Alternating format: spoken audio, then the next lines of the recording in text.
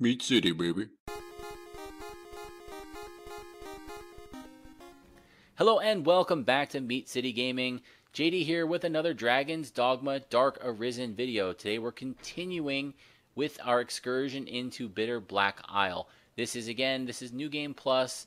It is on hard difficulty, but it's the first playthrough on my New Game Plus playthrough. So Damien has not been defeated yet, so this is the easier version of the dungeon after you make it all the way through. Take out the boss, then the dungeon resets into its harder mode with more difficult enemies, better items, and all that good stuff. So at the end of the previous episode, we defeated the Gazer, the first static boss here in Bitterblack Isle, and it got to our first checkpoint. And yep, as soon as you get through that first checkpoint, death shows up again in the next area. So again, same rules apply here. You can only do so much damage to death before he disappears. And he's got the same tricks as he has before. He will teleport to you, and then he will try to use his lamp to put people to sleep, and then he will use the scythe swing to try and one-hit anybody that's fallen asleep. So you need to keep an eye out on him. He's kind of underneath the path there. Again, I like to call my pawns to me, run from death once he teleports to my location, and then call the pawns. See there, you can see he backs the scythe up, teleports to you, so I run, call the pawns to follow me, and then I try and get a couple of hits in while he's casting his lamp or while he is preparing for a scythe swing. And as soon as we take off this one health bar here, he's probably going to disappear. But you can see that ninefold bolt is just doing so much damage. Alright, he is coming to our location, and I think he's underneath us. This is a very dangerous kind of encounter, because his scythe swing doesn't necessarily follow all the rules of the physics. It can hit you through walls and stuff like that. It looks like he's left. We don't see the health bar anymore. That's kind of the tip-off that he is no longer here, that he's retreated, and we'll run into him again later on. So we've got some chests in here. Let's let the pawns just kind of open these up quickly. There we go. So there we got a good look at the creature.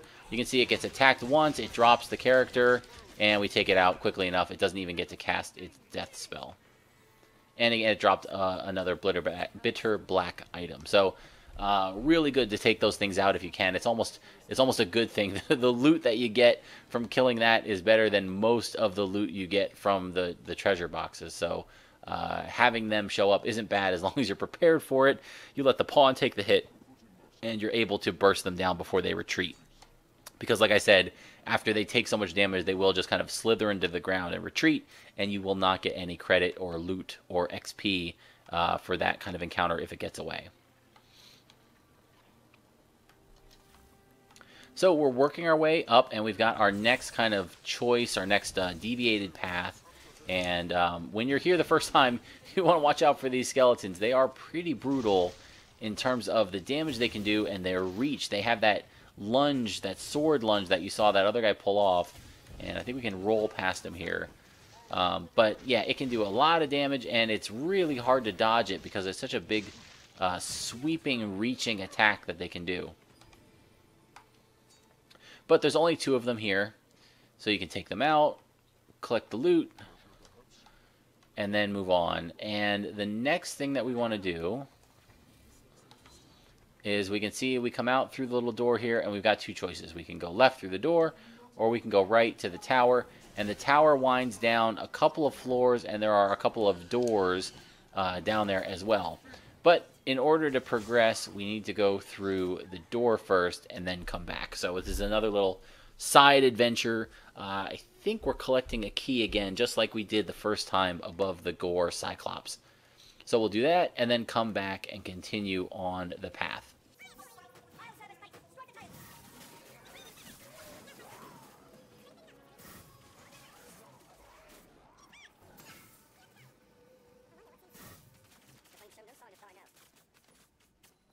And yes, this is the same tile set room layout that we had in the first room of the dungeon. So again, same rules apply, same setup, same chest placement. One thing to keep in mind, you can come up here, The enemies in this one are a little bit more deadly, so you can kind of do some damage from above before they can get to you, and kind of cheat out a couple of kills, because when you go down there, I think those are like corrupted pawns or whatever, and some of them are sorcerers, and they can cast the crazy magic spells, the tornado, and some of the other ones.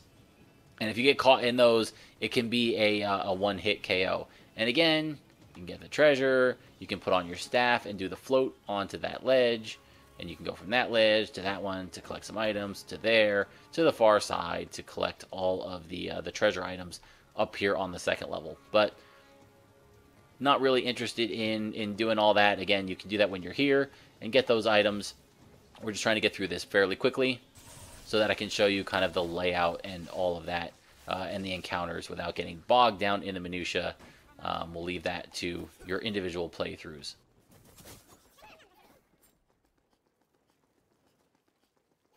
So here we are in the main room. Again, we're looking for those mages. We want to get them taken out very quickly before they can cast any of those crazy powerful spells.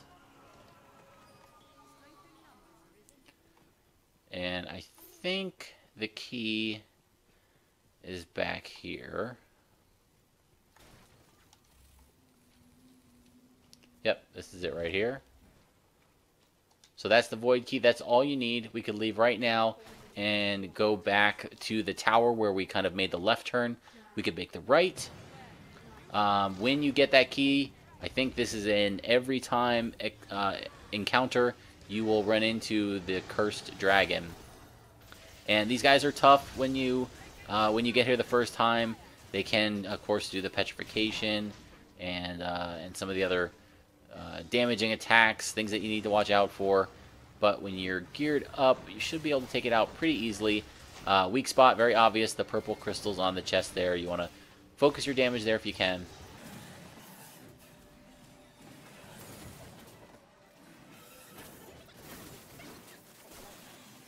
And this is one of those times where if you can get the dragon to follow you down into the corridor, those ricochets can really be powerful and take off a bunch of health.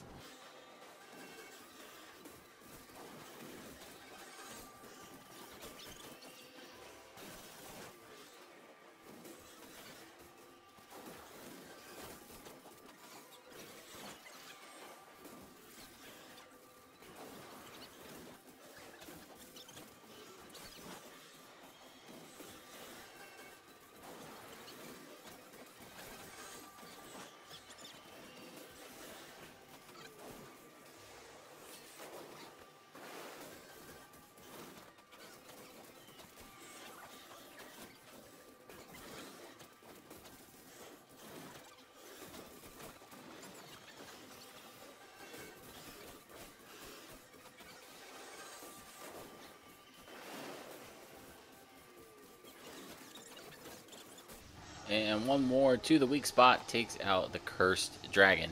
So one of the things we didn't really get to see it during that fight, or would have slowed it down to show it, the dragon can try to grab one of your pawns and possess them, turn them against you. And when they do that, it's almost a good thing because it exposes the weak point on the chest. You can run in there with the magic archer, or if you're a melee class, and just spam your most powerful high burst damage attack. And if you hit the weak spot with enough damage, it'll kind of stagger the dragon. It'll break the spell that they're casting, so you won't get your character won't get dominated. And you can also pile on a bunch of damage without worrying about the dragon kind of lunging at you or casting a spell or biting at you or anything else, because they're busy casting that domination spell on the pawn. So the main thing, again, that we were here for is that key. Now that you've got it, we can go, but if you continue down here, this is another dead end, but it does have a couple more items and a chest, and I think there's even some stuff up if you climb up the rest of the way there. We'll let our pawns open up this chest in case it's trapped.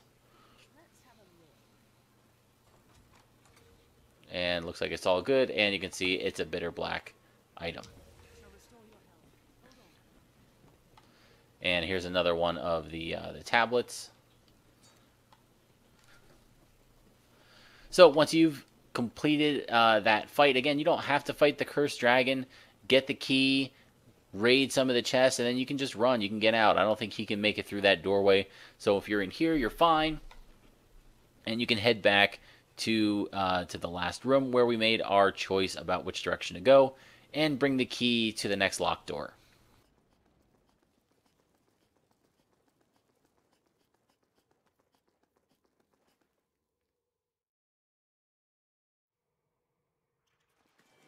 So this is where we came in, and it looks like the skeletons do respawn pretty quickly, so you might have to take them out again. You don't want them attacking you from the back.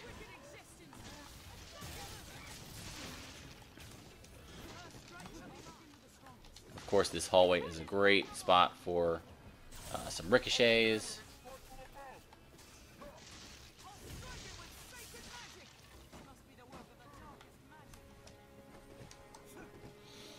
And when you go out here, there are going to be some flying enemies. So you want to make sure you have some range available to take these guys out.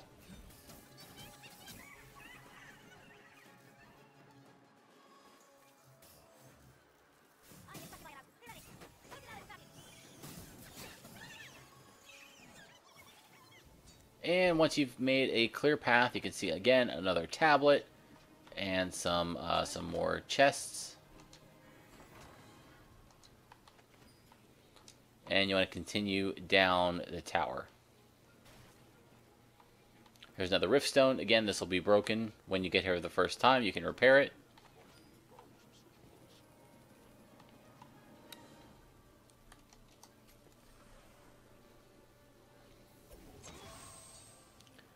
And when we get to the first landing here, we can come out and go into one of the side doors.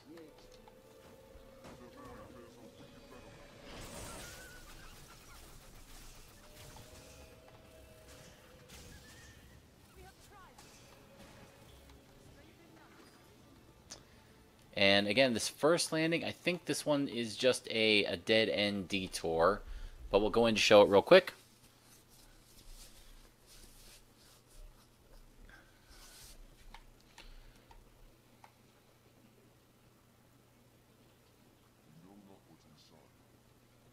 And this should look familiar. This is another one of those arena areas where, again, you can go down around the steps here to find a chest, to find some mining spots.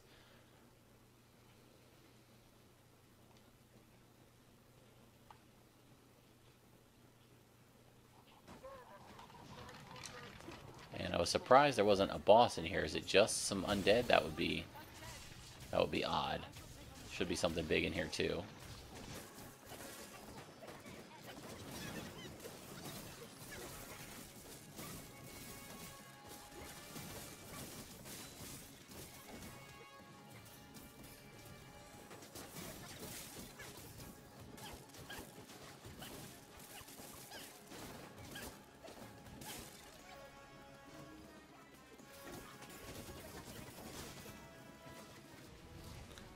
And that seemed too easy. There should be a boss spawn or something here, right? Well, if not, no complaints. Head around, grab your loot.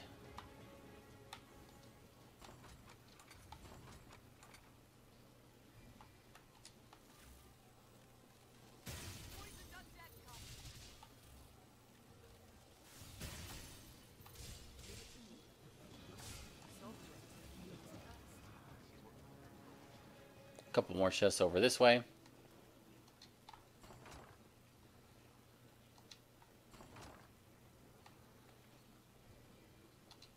Level 2 Bitterblack weapon. Again, you can get your hands on one of those.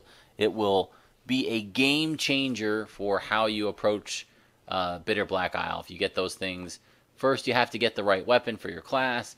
Then you have to get it leveled up, get it to 3-star. You have to get it Dragon Forged by getting lucky when you take out a dragon.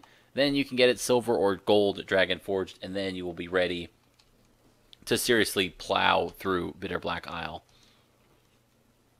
So again, just a one-room sidetrack there for some extra treasure, some extra loot. Feel free to skip it if you are on more of a direct approach. And we will continue back down the fortress here to the third and final level which is the one that you need the key to open up.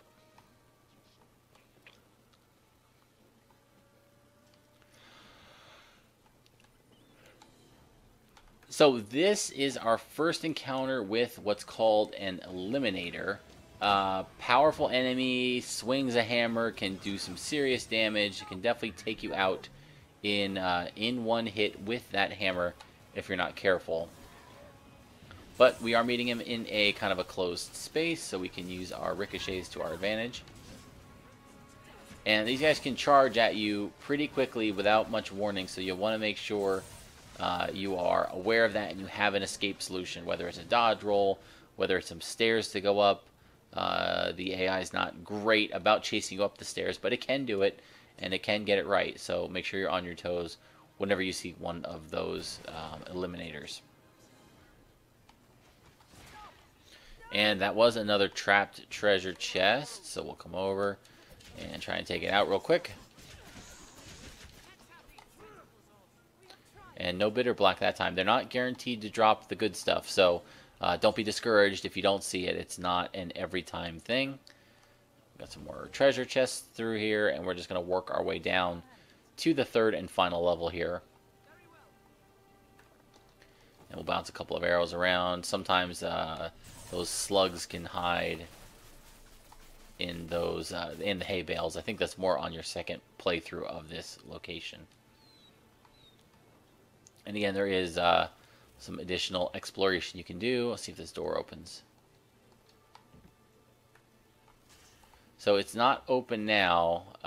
It is open in the second playthrough, and I don't know if that's because I broke that barricade somehow, or if it's just only accessible once you've defeated Damon the first time. But here you can see this door is locked and requires the key to open.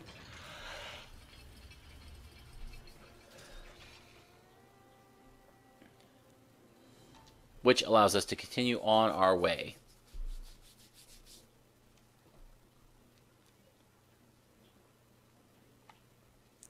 And so this is now, again, going to be familiar. This is where we had to take our first sidetrack to get the void key. Now we're starting at the top and working our way down to progress. We're not here for a key. We're not here for a sidetrack. But we are here to continue on our path.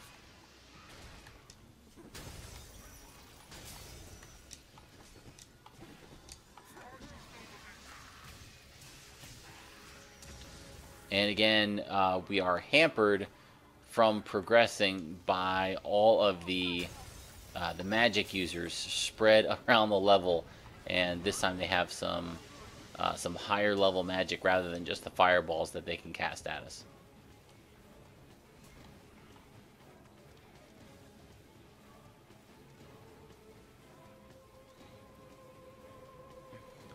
So you want to try and work your way down as quickly as possible, taking out the shamans on the way to reduce the amount of spells that are coming at you.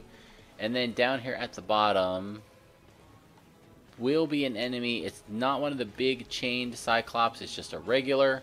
So it shouldn't be much trouble if you fought the earlier versions of the big chained up Cyclops.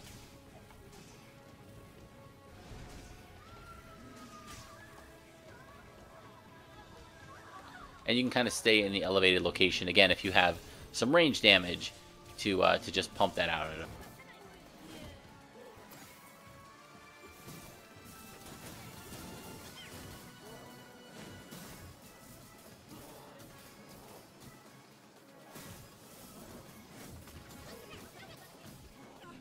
All right, down we go, and of course, just like last time, you can continue through the doorway to get to some extra loot.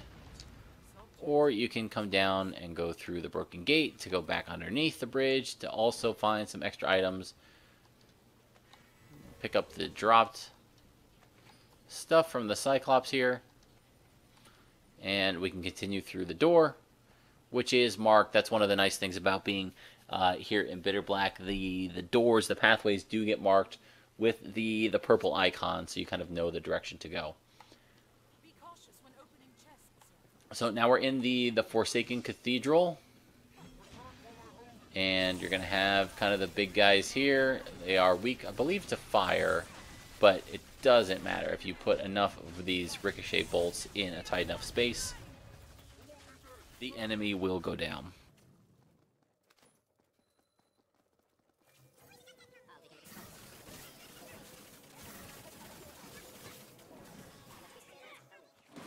And it looks like we have something pop in. It's going to be an ogre. And that can be super dangerous on a on a normal character coming through here for the first time. You're going to be boxed in. Those things can charge at you. They can do like a flying drop kick. They can put out big damage in a hurry. So you want to make sure that you are able to either take them out quickly or have some kind of defense, have a shield, have a dodge roll, something that you can kind of deal with those guys. Otherwise, they're going to just wipe the floor with you very quickly.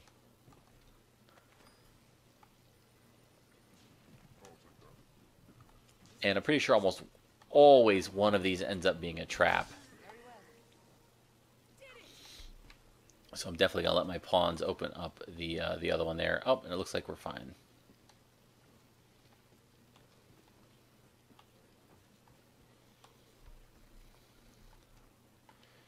So we make our way into the next room, and we can wind down some stairs.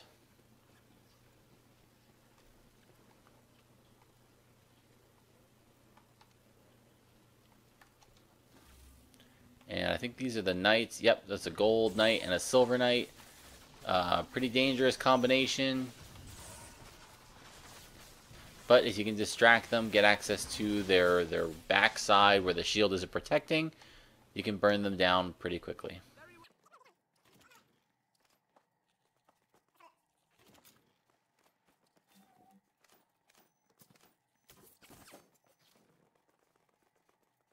So, very obvious, another of the tablet pieces is up on that ledge. You can just jump up and grab it. And a treasure chest. Again, these are very common on the ledges. Anywhere you can jump up to, you probably should, because there will probably be something that makes it worthwhile.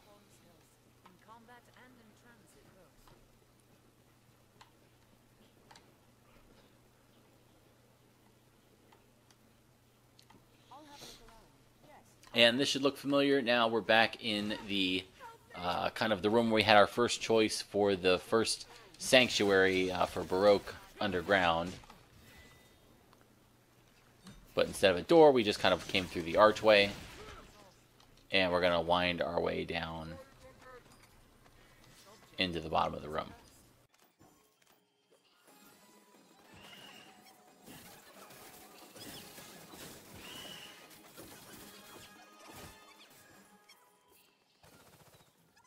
So we can see there's a chest here at the end of the hallway. And rancid bait meat. That's an interesting item here in Bitterblack. Basically, that's a way to fast track one of those optional bosses to show up. The black and white slow-mo entrance. You put one of those down where you haven't had a boss show up yet in that room, and it will most likely trigger one to show up, which can be useful if you're looking for them in a certain room or at a certain time to try and increase your chance at getting that loot drop that you want. Those things can be pretty valuable.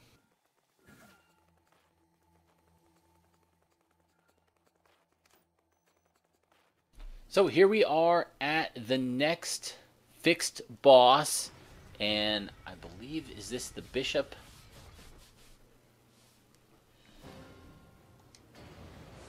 Yep, this is, I don't know if he's the high bishop or high priest or what exactly his title is, but I think he's the bishop, and he's got a cursed dragon. So another pretty straightforward fight, actually more straightforward than the eyeball with the kind of weird selective spots that you can do the damage.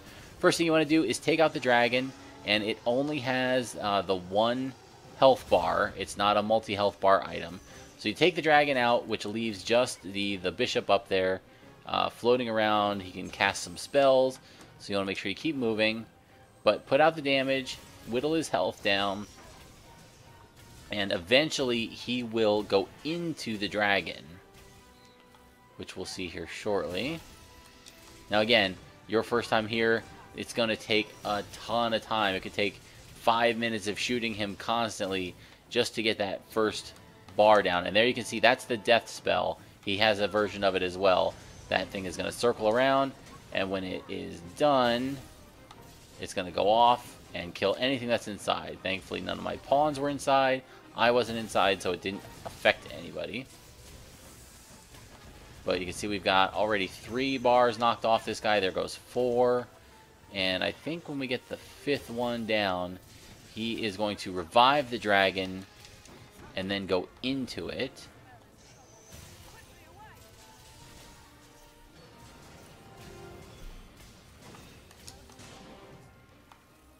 Let's get this last health bar down. I think when he's got 2 of the health bars left is when he does it.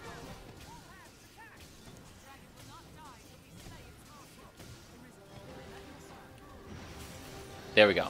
So the dragon gets revived. He goes into the dragon. And so what we need to do again is drag, I guess they call him the necromancer, is defeat the dragon. Basically, it's just that 1 health bar he's got. Burn it down. And it punches out the necromancer. And he is now staggered. So you can run up, do your biggest hit, your fastest, burst damage. And he goes down. You can take him out, and the dragon automatically goes with it when you do that.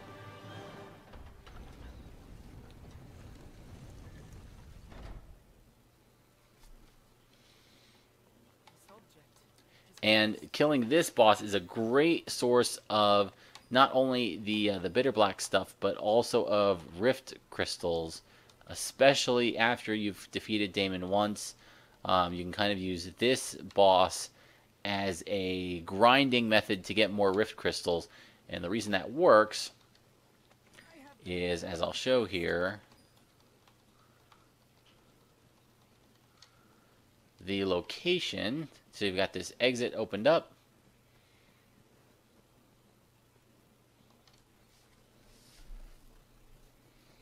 And this is going to lead to our second shortcut.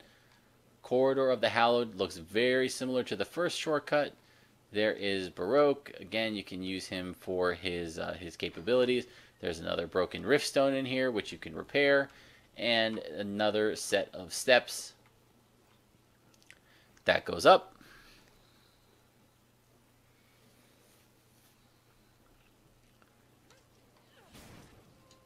Open the gate, make sure you do that to activate your shortcut, and then you come from the other side, the opposite, the first shortcut. There we are, and we're back at the bay with Ulra and the notice board, and because you've killed some bosses now, she gets some additional memories and some story stuff that she wants to tell you. So use the opportunity to rest up, to drop your inventory, to learn new skills if you need to, basically to recharge and get yourself ready to go, because this is the last checkpoint that you'll get. From here, it's just one straight shot through a couple of series of rooms to the final boss at the bottom of Bitterblack Isle. So we'll cover that in the next video. Thank you for joining me, and I'll see you next time.